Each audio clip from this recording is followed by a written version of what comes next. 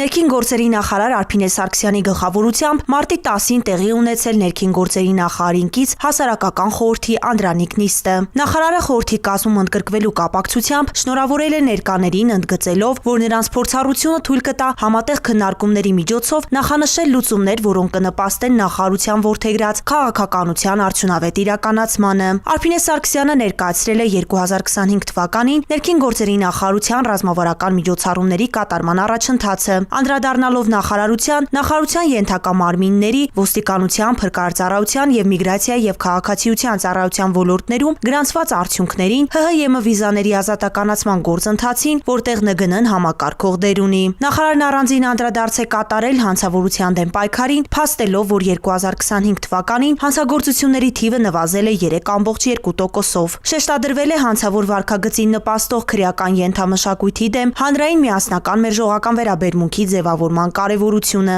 Նիստի ընթացքում քննարկվել է ՆԳՆ համակարգի ծառայողների հաղորդակցության կարողությունների լավարկման, մասնագիտական վերապատրաստումների, կոնկրետ հանցագործությունների, ընտանեկան բռնության դեմ պայքարի, հանրային իրազեկման միջոցառումների վերաբերյալ հարցեր։ Ծավալվել է ակտիվ քննարկում։